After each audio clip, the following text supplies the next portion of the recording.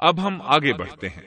جب آپ فلسطین میں مستقل طور پر رہائش پذیر ہوئے تو لوط علیہ السلام بھی آپ کے ساتھ تھے۔ لوط علیہ السلام آپ کے بھتیجے تھے۔ ان کے والد کا نام ہاران تھا۔ یہ بچپن ہی سے سیدنا ابراہیم علیہ السلام کے زیر سایہ رہے، انہی کے ہاں پرورش پائی، اس لیے دین حق فوراً قبول کر لیا۔ جب سیدنا ابراہیم علیہ السلام نے عراق سے شام کی طرف ہجرت کی تو یہ آپ کے ساتھ تھے۔ وہاں سے حران گئے، تب بھی ساتھ تھے۔ پھر مصر کی طرف ہجرت کی تو بھی لوط علیہ السلام ان کے ساتھ تھے۔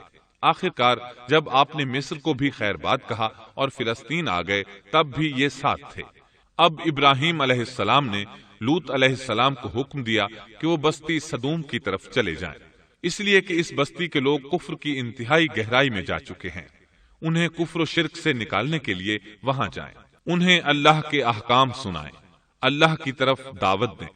چنانچہ لوط علیہ السلام تو اس طرف روانہ ہو گئے، اور ادھر فلسطین میں صرف 3 مسلمان رہ گئے، ابراہیم علیہ السلام، ان کی زوجہ محترمہ سیدہ سارہ اور سیدہ ہاجرہ علیہم السلام وہیں رہائش پذیر رہے اور لوگوں کو مسلسل اللہ کی طرف دعوت دیتے رہے۔ یہاں یہ بے شمار مال و دولت کے بھی مالک بن گئے۔ جب ان کی عمر 85 یا 86 سال ہوئی تو سارہ علیہ السلام نے سوچا، میں بانجھ ہوں، میرے خاوند بوڑھے ہیں، لیکن اولاد کی تمنا ہے، تو کیوں نہ میں اپنی لونڈی ہاجرہ ہدیے اور تحفے کے طور پر ابراہیم علیہ السلام کو دے دوں۔ چنانچہ ہاجرہ ابراہیم علیہ السلام کو مل گئیں، انہوں نے ان سے شادی کر لی۔ اللہ رب العزت نے جلد ہی ان کے بطن سے آپ کو اسماعیل علیہ السلام عطا فرمائے۔ ہاجرہ علیہ السلام کے ماں بننے پر اور ان کی اولاد کو دیکھ کر سیدہ سارہ علیہ السلام کو فطری طور پر غیرت کا احساس ہوا۔ اللہ کی قدرت دیکھیے، خود ہی انہیں ہاجرہ کو تحفے میں دیا تاکہ اولاد حاصل ہو، اور جب وہ ماں بن گئیں تو اب غیرت محسوس کر رہی ہیں۔ اپنی اس کیفیت سے مجبور ہو کر سیدہ سارہ نے ابراہیم علیہ السلام سے کہا، آپ مجھے اس کے ساتھ ایک جگہ پر نہ رکھیں۔ مورخین اور سیرت نگار لکھتے ہیں کہ ہاجرہ علیہ السلام ایک نطاق پہنا کرتی تھی، یعنی وہ جسم کے درمیان ایک لمبا کپڑا لٹکا لیتی تھیں تاکہ وہ کپڑا گھسٹ گھسٹ کر قدموں کے نشانات مٹا دے اور سارہ کو نظر نہ آئے، کیونکہ سارہ غیرت کی حد کو پہنچ چکی تھی۔ ابراہیم علیہ السلام نے جب سارہ علیہ السلام کے اندر غیرت کے آثار دیکھے تو ہاجرہ کو ان کی نگاہوں سے دور کر دیا۔ ادھر اللہ کا حکم بھی نازل ہو گیا کہ اپنی بیوی ہاجرہ اور دودھ پیتے بچے اسماعیل کو ساتھ لے لیں اور مکہ کی طرف رخ کر لیں۔ ابراہیم علیہ السلام مکہ کی طرف روانہ ہوئے، یہاں تک کہ مکہ پہنچ گئے۔ یہ جگہ اس وقت بالکل ویران اور بے آباد تھی، نہ کوئی انسان تھا، نہ پانی، نہ نباتات کے آثار تھے، غرض کوئی چیز نظر نہیں آتی تھی، بس پہاڑوں کے درمیان ایک بے آب و گیاہ میدان تھا۔ یہی وہ مقدس اور تاریخی وادی تھی جہاں ابراہیم علیہ السلام اپنی زوجہ اور لخت جگر کو چھوڑ کر واپس پلٹے۔ سیدہ ہاجرہ علیہ السلام کو بہت حیرت ہوئی، انہیں یہ امید نہیں تھی کہ ان کے خاوند انہیں ایک بے آباد جگہ تنہا چھوڑ کر چل دیں گے، اس پر بچے کی ذمہ داری الگ تھی۔ چنانچہ انہوں نے ابراہیم علیہ السلام کو آواز دی، لیکن انہوں نے مڑ کر بھی نہ دیکھا۔ اب وہ ان کے پیچھے آئیں اور قریب پہنچ کر بولی، اے ابراہیم، ہمیں کہاں چھوڑے جا رہے ہو؟ یہاں نہ پانی، نہ خوراک، نہ کوئی انسان۔ ابراہیم علیہ السلام نے پھر بھی کوئی جواب نہ دیا، کوئی پریشانی بھی ظاہر نہ کی اور چلتے رہے۔ سیدہ ہاجرہ بھی آپ کے پیچھے چلتی رہیں اور پوچھتی رہیں کہ ہمیں کس کے حوالے کر کے جا رہے ہیں؟ یہاں تو کوئی بھی جاندار نہیں، مکمل طور پر بے آباد علاقہ ہے۔ لیکن انہوں نے اب بھی کوئی توجہ نہ دی۔ آخر سیدہ ہاجرہ نے کہا، کیا آپ کو اللہ نے اس کام کا حکم دیا ہے؟ اب آپ نے جواب میں فرمایا، ہاں۔ تب سیدہ ہاجرہ بولی، اگر یہ بات ہے تو اللہ تعالیٰ ہرگز ہمیں ضائع نہیں ہونے دے گا۔ چنانچہ جو ہی ہاجرہ علیہ السلام کو پتا چلا کہ انہیں تنہا چھوڑ جانا اللہ کے حکم کی بنا پر ہے تو فوراً یقین بھرے لہجے میں بولی، تب اللہ ہمیں ضائع نہیں کرے گا۔ یہ کہہ کر وہ اپنے شیرخوار بچے کی طرف پلٹ گئیں۔ خوراک اور پانی چند دن میں ختم ہو گئے، پانی کا ایک قطرہ پاس نہ رہا۔ اب پانی کی تلاش شروع کی، لیکن اپنے لیے تو درکنار، ماں کو بیٹے کے لیے بھی پانی نہ ملا نہ خوراک۔ اب بچہ لگا بھوک سے بلکنے، خوراک نہ ملنے کی وجہ سے ماں کا دودھ بھی خشک ہو گیا تھا۔ عورت کتنی بھی باحوصلہ ہو اپنے بچے کو بھوک سے بلکتے نہیں دیکھ سکتی۔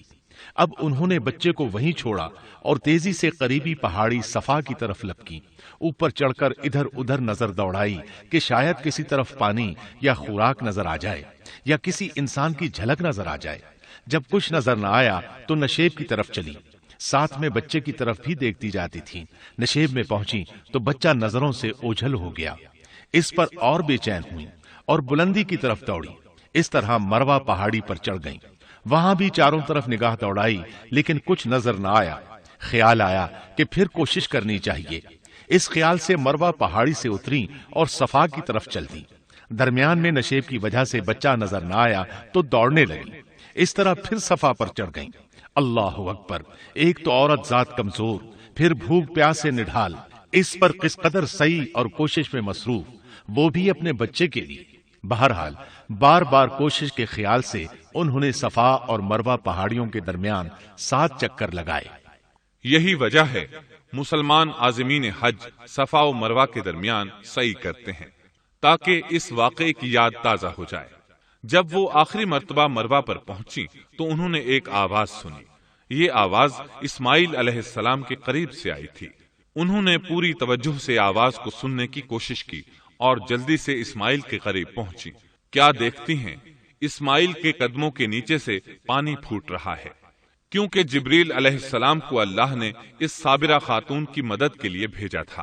انہوں نے زمزم والی جگہ پر اپنا پر مارا تو اسماعیل کے قدموں کے پاس سے ایک عظیم چشمہ رحمت نمودار ہوا۔ مستقبل کے پیغمبر کے قدموں کے نیچے سے اللہ نے جبریل فرشتے کے ذریعے زمین پھاڑ کر پانی نکال دیا۔ یہی آب زمزم کا آغاز تھا۔ ہاجرہ علیہ السلام پانی کو آنکھیں پھاڑ پھاڑ کر حیرت سے دیکھ رہی تھی۔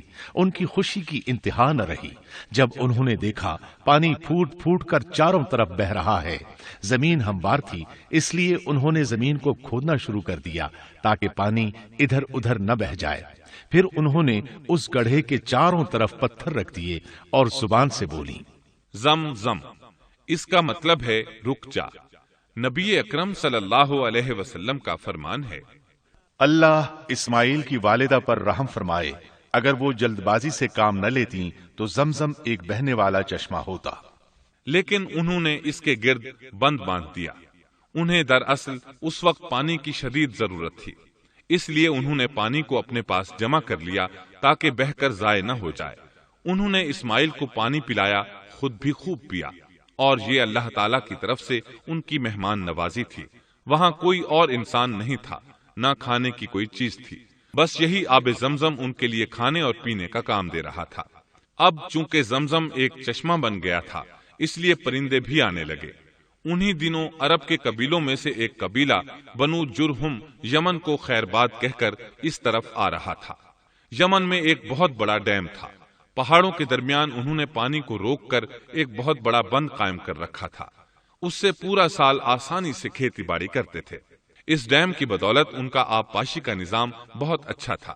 جب اس ڈیم کو اللہ تعالیٰ نے توڑا تو تمام لوگ وہاں سے منتشر ہو گئے اور جزیرہ عرب کے اطراف میں منتقل ہونے لگے۔ وہیں سے ہجرت کرنے والا ایک قبیلہ بنو جرہم تھا۔ یہ لوگ بنیادی طور پر عرب تھے۔ یہ قبیلہ سفر میں رہتا، جہاں کہیں پانی اور چراگاہ نظر آتے وہیں پڑاؤ ڈال دیتے۔ جب وہاں خوراک ختم ہو جاتی تو آگے سفر شروع کر دیتے۔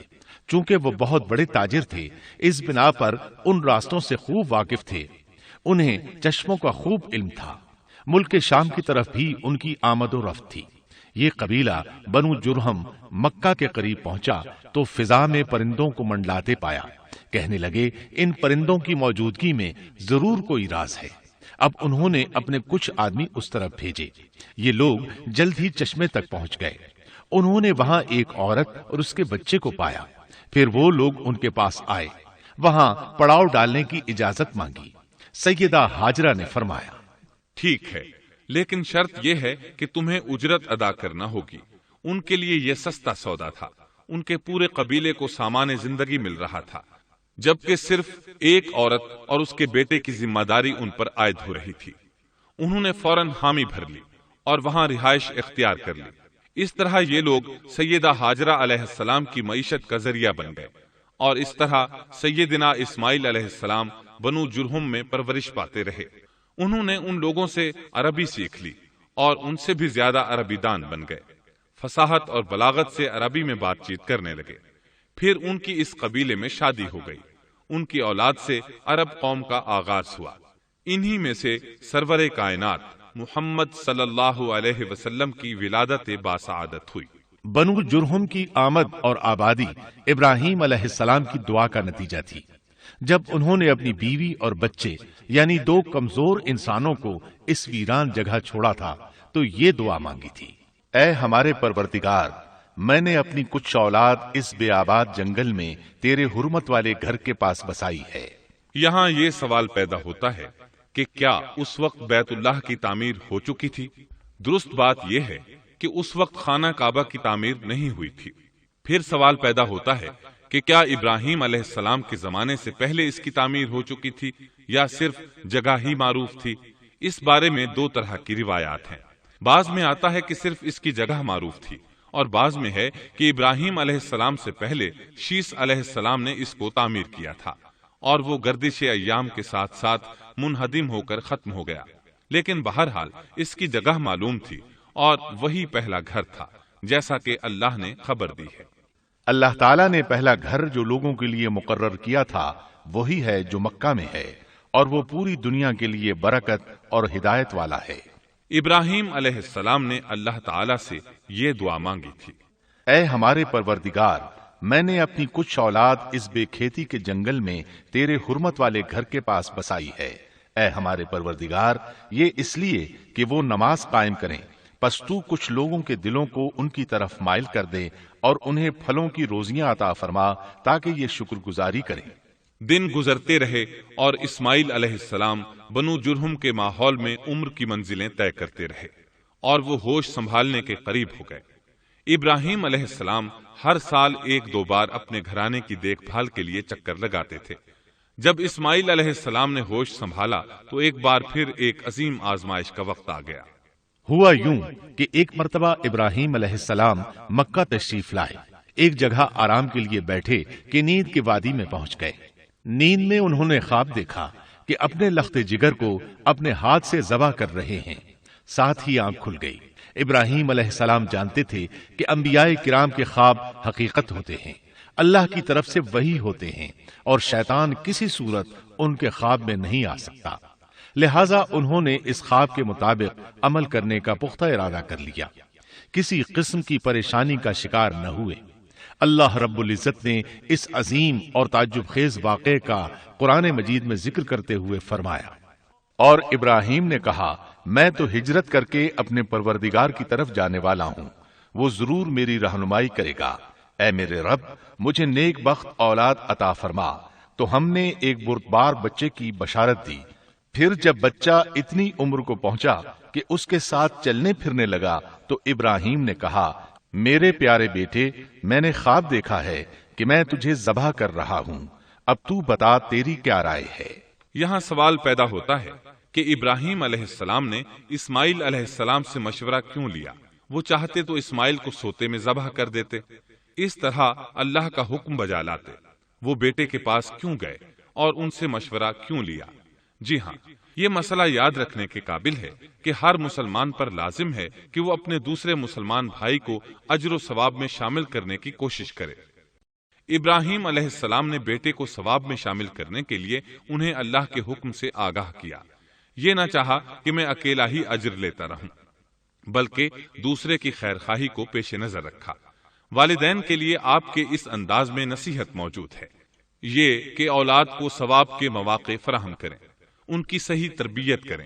اگر صدقہ کرنے کا موقع ملے تو بچوں کے ذریعے صدقہ کرائیں تاکہ انہیں بھی اللہ کے راستے میں خرچ کرنے کی عادت پڑے۔ جب کسی دینی مجلس میں بیٹھنے کا موقع ملے تو اپنی اولاد کو بھی ساتھ لے کر جائیں۔ بے شمار لوگ خود تو جاتے ہیں، اولاد کو جانے کے لیے کہتے بھی نہیں، خود دین سیکھتے ہیں، اولاد کو دین نہیں سکھاتے۔ ابراہیم علیہ السلام نے اسماعیل علیہ السلام سے رائے لی۔ سبحان اللہ، انہوں نے جواب میں فرمایا، اے ابا جان، آپ کو جو حکم ملا ہے کر گزریے۔ یہ نہیں کہا کہ مجھے تو حکم نہیں ہوا، بلکہ فوراً سر تسلیم خم کر دیا۔ اس لیے کہ وہ جانتے تھے انبیاء کا خواب حقیقت پر مبنی ہوتا ہے، اللہ کی وحی ہوتا ہے، اس لیے بالکل پریشانی ظاہر نہ کی، یہ تک نہ پوچھا مجھے کیوں ذبح کر رہے ہیں، یا میرا کیا جرم ہے، یا آپ کے پاس کون سا صریح حکم آیا ہے۔ انہوں نے ایسی کوئی بات نہ کہی۔ اللہ کی فرما برداری اسی کو کہتے ہیں۔ چنانچہ اپنے باپ سے کہا، اے ابا جان، آپ کو جو حکم ہوا ہے اس کو کر گزریے، انشاءاللہ آپ مجھے صبر کرنے والوں میں پائیں گے۔ علماء کرام فرماتے ہیں اس جملے سے ان کا انتہائی ادب اور احترام شامل ہے، اور اس میں زبردست توکل موجود ہے۔ یہ نہیں کہا کہ آپ مجھے صبر کرنے والوں میں سے پائیں گے، بلکہ آپ نے اللہ کی مشیت کو جملے میں شامل کیا اور فرمایا انشاءاللہ آپ مجھے صبر کرنے والوں میں سے پائیں گے۔ لہٰذا مسلمانوں کو دھوکے میں نہیں پڑنا چاہیے۔ یہ نہ کہے میں سفر کروں گا، میں فلاں کام کروں گا، میں فلاں کام کے کرنے کی طاقت رکھتا ہوں، بلکہ یوں کہے اللہ نے چاہا تو میں سفر کروں گا، اللہ نے چاہا تو فلاں کام کروں گا۔ اپنے علم اور طاقت کے دھوکے میں پڑنا سراسر نادانی ہے۔ ہر چیز کا تعلق اللہ سے قائم کرے، جیسا کہ اللہ تعالیٰ فرماتے ہیں، اور ہرگز ہرگز کسی کام پر یوں نہ کہنا کہ میں اسے کل کروں گا، مگر ساتھ ہی انشاءاللہ کہہ لینا۔ اپنی زبان کو اللہ کے ذکر سے سجا کر رکھو اور ہمیشہ اپنے معاملات کو اللہ کی طرف لوٹاؤ۔ بہرحال باپ بیٹا دونوں ہی مصمم ارادے کے ساتھ اللہ کا حکم پورا کرنے کے لیے پیش ہو گئے۔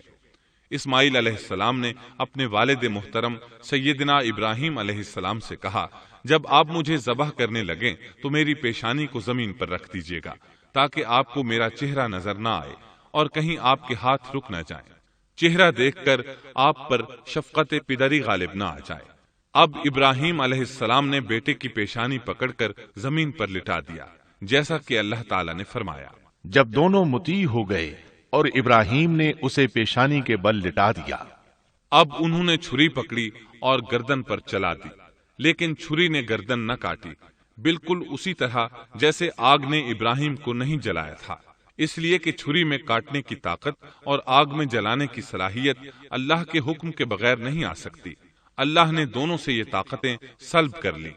اب ابراہیم زور لگا رہے ہیں، ادھر اسماعیل علیہ السلام کہہ رہے ہیں ابا جان جلدی کیجیے، چھری چلائیے۔ اللہ تعالیٰ نے اس واقعے کا ذکر یوں فرمایا ہے، جب وہ دونوں مطیع ہو گئے اور ابراہیم نے اسے پیشانی کے بل لٹا دیا۔ اس مطیع ہونے سے مراد اللہ کے حکم کو نافذ کرنا ہے۔ اب ظاہر ہے مطیع تو وہ پہلے بھی تھے، لیکن یہاں اسلما یعنی مطیع ہونے سے مراد کامل اسلام ہے۔ نہایت واضح اور حقیقی اسلام مراد ہے، اس لیے کہ کامل اسلام وہی ہوتا ہے جس میں بغیر کسی تردد اور توقف کے اللہ کے امر اور نہی کی تصدیق کی جائے۔ یہ تھا حقیقی اسلام۔ ہاں تو چھری چلتی رہی، گلا نہ کٹا، اس لیے کہ امتحان اور آزمائش کی تکمیل ہو چکی تھی۔ یہ بات ثابت ہو چکی تھی کہ اللہ کا حکم نافذ کرنے میں دونوں پوری طرح کوشاں ہیں۔ اللہ تعالیٰ بھی فرما برداری ہی کا صلہ عطا فرماتے ہیں۔ چنانچہ آواز آئی، ہم نے اسے پکارا، اے ابراہیم تو نے خواب کو سچ کر دکھایا، یقیناً ہم اسی طرح نیکوکاروں کو جزا دیا کرتے ہیں۔ یقیناً یہ ایک کھلی آزمائش تھی۔ تاریخ کا ایک عظیم ترین امتحان اور کڑی آزمائش دنیا کو آج بھی حیرت میں ڈال دیتی ہے۔ کون ہے جو بیٹے کو ذبح کرنے پر تیار ہو جائے، خاص طور پر اس صورت میں جب اولاد بھی اکلوتی ہو، جس کی وجہ سے 86 سال کے بعد آنگن میں بہار آئی ہو۔ پھر اس کی قربانی کا بھی واضح حکم نہیں دیا گیا تھا، اشارتاً خواب میں رہنمائی کی گئی تھی۔ آپ کہہ سکتے تھے یہ قتل اور سنگین جرم ہے، کہہ سکتے تھے اپنے بیٹے کو کس جرم میں قتل کروں، لیکن آپ نے بغیر کسی تعامل کے سر تسلیم خم کر دیا اور اس عظیم امتحان میں کامیاب ہوئے۔ اللہ فرماتے ہیں، اور ابراہیم وہ ہیں جنہوں نے وفاداری کی۔ اس آیت میں یہ نہیں بتایا گیا کہ کس چیز میں وفاداری کی، اس لیے کہ وہ تو ہر معاملے میں مکمل طور پر وفاداری کا مظاہرہ کر چکے تھے۔ آگ میں ڈالے جانے والا معاملہ، بیوی اور بچے کو لق و دق میدان میں چھوڑ آنے کا معاملہ، پھر ذبح کا امتحان، تعمیر بیت اللہ کی مشقت، غرض ہر معاملے میں وفادار تھے، حتیٰ کہ اپنا مال اللہ کے راستے میں خرچ کرنے میں اس قدر وفادار کہ ابو زیفان کے لقب سے مشہور ہو گئے۔ اس کا معنی ہے مہمان نواز۔ کسی مہمان کو دسترخوان پر اپنے ساتھ بٹھائے بغیر ایک لقمہ نہیں کھاتے تھے، باہر نکلتے، مہمان تلاش کرتے، پھر اس کے ساتھ مل کر کھانا کھاتے۔ مہمان نہ ملتا تو سخت غمگین ہو جاتے۔ اس طرح انہوں نے اللہ کے ہر حکم کی پاسداری کی۔ ذبح والے اس امتحان کا اللہ نے انہیں کیا صلہ دیا؟ اللہ فرماتے ہیں، ہم نے اسے عظیم ذبیحے کا بدلہ عطا کیا۔ ہاں تو ہم بتا رہے تھے، چھری نے گلا نہ کاٹا۔ ایسے میں ابراہیم علیہ السلام نے ایک آواز سنی۔ آواز پیچھے سے آئی تھی۔ انہوں نے مڑ کر دیکھا، جبریل علیہ السلام نظر آئے۔ وہ آسمان سے ایک مینڈھا لے کر آئے تھے۔ دنیا کے مینڈھوں میں سے نہیں، بلکہ جنت کا مینڈھا لائے تھے۔ سیدنا عبداللہ بن عباس رضی اللہ عنہما سے روایت ہے کہ وہ مینڈھا جنت میں 40 سال تک چرتا رہا۔ سفید رنگ، کشادہ آنکھوں، خوبصورت سینگوں والا حسین و جمیل مینڈھا تھا۔ بہرحال یہ ابراہیم علیہ السلام کی وفاداری کا بدلہ تھا، جو اسماعیل علیہ السلام کے فدیے میں دیا گیا، اور پوری امت مسلمہ کے لیے حکم ہو گیا کہ اللہ کی رضا کے لیے قربانی اور ہدی پیش کرتے رہیں۔ کعبے کے پاس حرم الہی میں ہر سال یہ سنت ادا کی جاتی ہے، اور ان کے ساتھ ساتھ پوری زمین کے تمام خطوں پر بسنے والے مسلمان بھی اس عظیم فرمانبرداری کی علامت کے طور پر قربانیاں پیش کرتے ہیں۔ مینڈھے کے ذکر کا مطلب یہ ہے کہ ہم سنت ابراہیمی پر گامزن ہو جائیں۔ یہ مینڈھا ہمیں اللہ کے لیے قربانی کا سبق دیتا ہے۔ ہمیں چاہیے سنت ابراہیمی کی اقتداء کرتے ہوئے ہم اپنی جانوں، اپنی اولاد اور اپنے مالوں کو اللہ کی راہ میں قربان کرنے کے لیے تیار ہو جائیں۔ اللہ تعالیٰ فرماتے ہیں، اور ہم نے اسے عظیم ذبیحہ عطا کیا، اور ہم نے اس کا پچھلوں میں ذکر خیر چھوڑا۔ سلامتی ہو ابراہیم پر، اسی طرح ہی ہم نیکوکاروں کو جزا دیتے ہیں، یقیناً وہ ہمارے مخلص بندوں میں سے تھا۔ اور اسی طرح اللہ فرماتے ہیں، اور ہم نے اسے نیکوکار نبی اسحاق کی ولادت کی خوشخبری سنائی۔ یہ خوشخبری فلسطین کی طرف واپس لوٹنے کے بعد سنائی گئی۔ ایک اکلوتے بیٹے کی قربانی کے لیے تیار ہو جانے کے صلے میں اور سارہ علیہ السلام کی عظمت اور تکریم کے مد نظر اللہ تعالی نے اسحاق کی خوشخبری سنا دی۔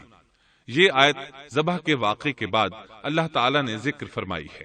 اس لیے معلوم ہوا پچھلی آیات میں اسحاق کے علاوہ کسی اور بیٹے کا ذکر ہوا ہے، اور وہ اسماعیل علیہ السلام ہی تھے، جبکہ یہودی روایات میں اسحاق علیہ السلام کو ذبیح قرار دیا جاتا ہے۔ یہ بالکل غلط ہے۔ ذبح کے واقعے کے بعد اسحاق علیہ السلام کی بشارت مل رہی ہے، پھر بھلا وہ پیدا ہونے سے پہلے ہی ذبیح کیسے بن گئے؟ اس لیے یہ قطعی بات ہے کہ اسماعیل علیہ السلام ہی ذبیح ہیں۔ اس کے کئی اور بھی دلائل ہیں جن کے ذکر کرنے کا یہاں موقع نہیں۔ بہرحال اس عظیم آزمائش میں بے مثال کامیابی کے بعد ابراہیم علیہ السلام فلسطین آئے، اور 120 سال کی عمر میں اسحاق علیہ السلام کی بشارت ملی، جبکہ سارہ علیہ السلام کی عمر 90 سال تھی۔ ان پر بڑھاپا طاری ہو چکا تھا۔ ایسے میں 3 فرشتے آئے۔ وہ تو قوم لوط کی تباہی کے لیے آئے تھے۔ راستے میں اللہ کے حکم سے ابراہیم علیہ السلام اور ان کی اہلیہ سارہ کو خوشخبری سنائی، اور اس غرض کے لیے وہ انسانی شکل میں آئے تھے۔ ابراہیم علیہ السلام تو پہلے ہی بہت مہمان نواز تھے۔ انہیں دیکھ کر بہت خوش ہوئے کہ مہمان آ گئے۔ فرشتوں نے انہیں سلام کیا۔ ابراہیم علیہ السلام نے سلام کا جواب دیا۔ وہ حیرت زدہ تھے کہ یہ لوگ ان کی بستی کے رہنے والے تو ہیں نہیں، لیکن ان پر سفر کے نشانات بھی نہیں ہیں، جیسا کہ دور سے چل کر آنے والوں میں ہوتے ہیں۔ نہ ان کے پاس سواریاں ہیں۔ قرآن مجید میں آتا ہے، فرشتوں نے سلام کیا تو ابراہیم نے بھی سلام کیا، اور دل میں خیال کیا یہ اجنبی لوگ ہیں۔ پھر وہ اپنی مہمان نوازی کی عادت کے مطابق انہیں اندر لے آئے، ان کے لیے کھانے کا انتظام کیا۔ اللہ تعالیٰ فرماتے ہیں، ہمارے بھیجے ہوئے فرشتے ابراہیم کے پاس خوشخبری لے کر آئے تو انہوں نے سلام کیا۔ ابراہیم نے سلام کا جواب دیا اور فوراً بھنا ہوا بچڑا لے آئے، اور بچڑا بھی موٹا تھا۔ ان کے سامنے کھانا پیش کیا، لیکن وہ بھلا کب کھانے کی طرف ہاتھ بڑھانے والے تھے؟ یہ دیکھ کر ابراہیم علیہ السلام نے خوف محسوس کیا کہ کہیں یہ دشمن نہ ہو۔ اس وقت فرشتوں نے کہا، ابراہیم نہ ڈر، ہم تو قوم لوط کی طرف بھیجے گئے ہیں۔ جب انہوں نے یہ باتیں کی تو سارہ علیہ السلام پاس کھڑی تھیں۔ وہ ہنسنے لگی۔ وہ خوشخبری سے پہلے کیوں ہنس پڑی؟ علماء اس بارے میں کہتے ہیں کہ جب انہوں نے سنا یہ فرشتے لوط علیہ السلام کی بستی کو تباہ کرنے جا رہے ہیں تو ان کے خاتمے کی خبر سن کر وہ ہنستی۔ اس کے بعد فرشتوں نے یہ خوشخبری سنائی۔ ہم نے اسے اسحاق کی پیدائش کی خوشخبری دی اور اسحاق کے بعد یعقوب پوتے کی بھی خوشخبری دی۔ بہت جلد ہی ہم اسحاق سے تیری ویران گود کو آباد کریں گے اور تو اپنی زندگی میں اس کے بیٹے یعقوب کو بھی دیکھ لے گی۔ اب 3 بشارتیں جمع ہو گئیں۔ بیٹا پیدا ہوگا، لمبی عمر ملے گی یعنی بیٹا جوان ہوگا، اور پھر وہ اپنے پوتے کو بھی دیکھے گی۔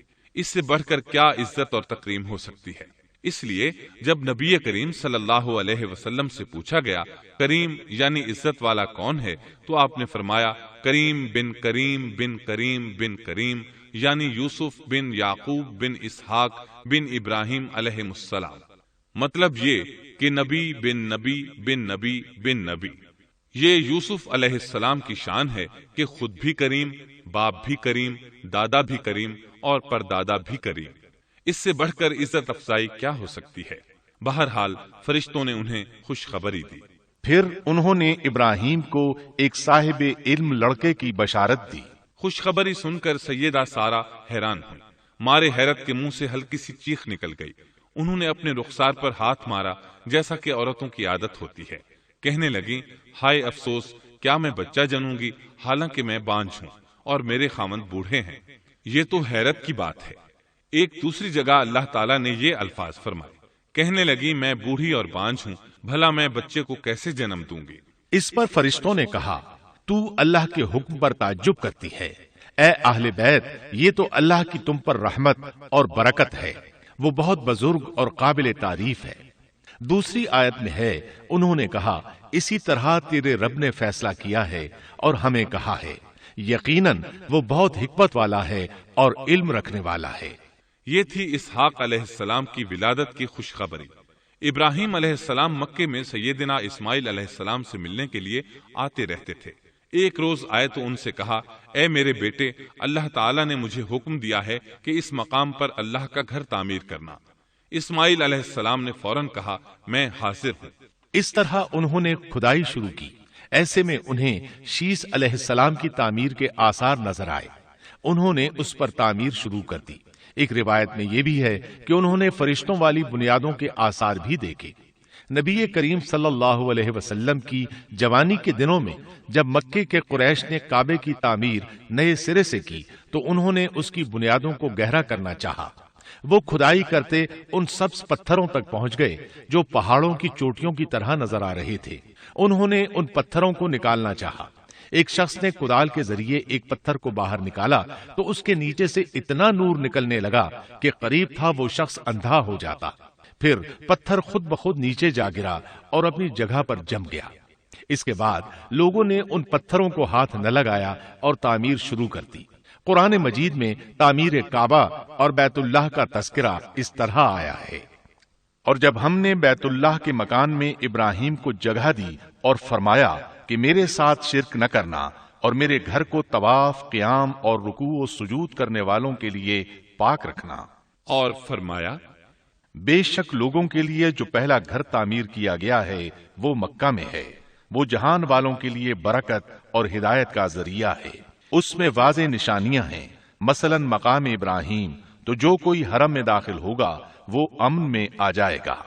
اور فرمایا اور یاد کرو اس وقت کو جب ابراہیم کو اس کے پروردگار نے کئی باتوں کے ذریعے آزمایا، وہ ان میں پورے اترے تو اللہ نے فرمایا میں آپ کو تمام لوگوں کا امام بنا رہا ہوں۔ ابراہیم نے کہا اے میرے رب، میری اولاد میں سے بھی امام بنائیے۔ جواب میں اللہ نے فرمایا میرا امامت کا وعدہ ظالم لوگوں کے لیے نہیں ہے۔ اور اس وقت کو یاد کرو جب ہم نے بیت اللہ کو ثواب اور امن کی جگہ بنا دیا اور لوگوں نے مقام ابراہیم کو جائے نماز بنا لیا۔ ہم نے ابراہیم کو حکم دیا کہ میرے گھر کو طواف، اعتکاف، رکوع اور سجود کے لیے پاک رکھو، اور وہ وقت بھی یاد رکھو جب ابراہیم نے دعا کی اے پروردگار اس شہر کو امن والا بنا دے اور اس کے مومن بندوں کو پھلوں کا رزق عطا کر۔ اللہ تعالیٰ نے فرمایا میں کافروں کو بھی تھوڑا فائدہ دوں گا، پھر انہیں آگ کے عذاب کی طرف بے بس کر دوں گا، یہ پہنچنے کی جگہ بری ہے۔ اور وہ وقت یاد کرو جب ابراہیم اور اسماعیل بیت اللہ کی بنیادوں کو بلند کر رہے تھے اور دعا مانگ رہے تھے اے ہمارے رب، ہماری محنت کو قبول فرما، تو دعا کو سننے والا جاننے والا ہے، اور ہمیں اپنا فرما بردار بنا، ہماری اولاد میں سے بھی ایک فرما بردار گروہ بنا، اور ہمیں عبادت کا طریقہ سکھا، اور ہم پر رجوع فرما، کیونکہ تو ہی توبہ قبول کرنے اور رحم فرمانے والا ہے۔ اے ہمارے رب، ان لوگوں میں انہی میں سے ایک رسول بھیج جو ان پر تیری آیات کی تلاوت کرے اور انہیں کتاب و حکمت سکھائے، انہیں پاک کرے، یقیناً تو غالب حکمت والا ہے۔ تعمیر کے دوران جب ابراہیم علیہ السلام اس مقام تک پہنچے جہاں آج حجر اسود ہے تو اللہ تعالیٰ نے جنت سے ایک سفید پتھر بھیجا۔ حدیث میں ہے یہ پتھر نہایت سفید تھا، اب سیاہ ہو گیا ہے۔ انسانوں کی غلطیاں اس کے سیاہ ہونے کا سبب بنی۔ جب دیواریں انسانی قد کے برابر ہو گئیں تو اسماعیل علیہ السلام ایک پتھر لے آئے۔ اب ابراہیم علیہ السلام اس پتھر پر کھڑے ہوئے، وہ ننگے پاؤں تھے۔ اسی وقت پتھر پگھل گیا، ان کے پاؤں اس کے اندر کسی قدر دھنس گئے، پتھر پر ان کے پیروں کے نشانات آ گئے۔ اسی پتھر کو آج مقام ابراہیم کہا جاتا ہے۔ پہلے یہ پتھر بیت اللہ کی دیواروں کے ساتھ رکھا گیا تھا۔ جب لوگ طواف کے لیے آتے تو سیدنا ابراہیم کے پیروں کے نشانات دیکھنے کے لیے یہاں ہجوم ہو جاتا۔ اس طرح طواف کرنے والوں کو دقت کا سامنا ہوتا۔ سیدنا عمر رضی اللہ عنہ نے صحابہ کرام کے مشورے سے اس پتھر کو اس جگہ سے قدرے ہٹا کر نماز کی صفوں کے قریب کر دیا تاکہ طواف کرنے والوں کو دقت نہ ہو۔ یہ مقام بہت مقدس ہے۔ اللہ نے فرمایا ہے، تم مقام ابراہیم کو جائے نماز مقرر کر لو۔ مقام ابراہیم کے قریب اس کے پیچھے ہو کر نماز پڑھنے کا موقع مل جائے تو لازماً وہاں 2 رکعت ادا کیا کرو۔ موقع نہ ملے تو پھر پوری مسجد حرام میں طواف سے فراغت والی 2 رکعت پڑھ لیا کرو۔ اس طرح کعبہ تعمیر ہوا۔ تب نیا حکم آیا، لوگوں میں جو استطاعت رکھے اس پر اللہ کے لیے حج بیت اللہ فرض ہے، اور جو شخص جان بوجھ کر اعراض کرے تو اللہ جہانوں سے بے نیاز ہے اور اس سے اس کی کوئی پرواہ نہیں۔ ادھر ابراہیم علیہ السلام کو اللہ تعالی کی طرف سے اشارہ ہوا، لوگوں میں حج کا اعلان کر دیں۔ ابراہیم علیہ السلام کہنے لگے، اللہ میری آواز بھلا کس کس تک پہنچے گی؟ جواب آیا، آپ کے ذمے آواز لگانا ہے، پہنچانا ہمارا کام ہے۔ چنانچہ آپ عرفات کے ایک پہاڑ پر چڑھے اور آواز لگائی، لوگو بیت الحرام کا حج کرو۔ اللہ تعالیٰ نے معجزانہ طور پر یہ آواز تمام انسانوں تک پہنچا دی، خواہ وہ پیدا ہوئے تھے یا نہیں۔ دوسرا معجزہ یہ ہوا کہ اللہ نے بیت اللہ اور اس کے حج کی محبت لوگوں کے دلوں میں ڈال دی۔ اللہ نے فرمایا، اور آپ لوگوں میں حج کا اعلان کر دیں، وہ آپ کی طرف پیدل بھی آئیں گے اور دبلے پتلے اونٹوں پر بھی دور دور سے آئیں گے۔ اس طرح لوگ پیدل اور سوار ہو کر کثرت سے حج کے لیے آنے لگے اور یہ ویران علاقہ آباد ہونے لگا۔ یہ تھے حالات اور واقعات ابراہیم علیہ السلام کے۔ آپ نے 175 سال کی عمر میں وفات پائی۔ آپ سے پہلے سیدہ ہاجرہ علیہ السلام نے وفات پائی، اور ان کی وفات سے کچھ ہی عرصہ بعد سیدہ سارہ علیہ السلام 127 سال کی عمر میں فوت ہو گئیں۔ ان دونوں کی وفات کے بعد آپ غمگین رہنے لگے۔ آخر اتنی مدت تک ساتھ رہا تھا۔ آپ خلیل الرحمن تھے، آپ پر صحیفے بھی نازل ہوئے، آپ اللہ کے بے حد شکر گزار تھے۔